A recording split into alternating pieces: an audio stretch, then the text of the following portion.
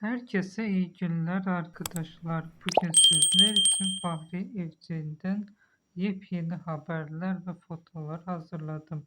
Fahri Evcen son günlerde hem aile hayatı hem de sosyal medyaya yansıyan detaylarla yeniden gündeme yer alıyor.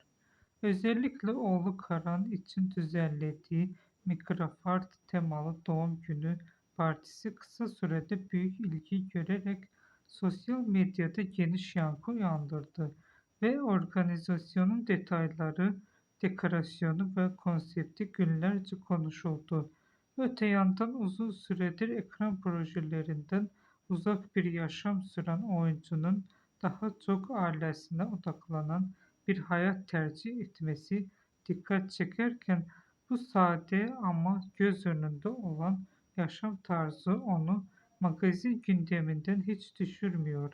Son aylarda yaptığı paylaşımlar ve zaman zaman değişen imajıyla da konuşulan Evcen, özellikle yeni tarzıyla hayranlarının ilgisini çekmeyi sürdürürken hakkında çıkan evlilik ve özel hayat iddialarına karşı net bir duruş sergileyerek aile hayatına saygı duyulması gerektiğini vurgulamasıyla dikkat çekti.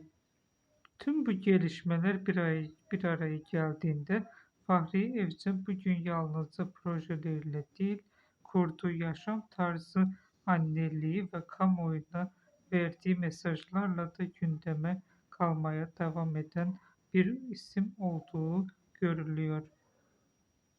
Herkese teşekkür ederim. Bizi izlemeye devam edin. Kanalımıza abone olmayı unutmayın.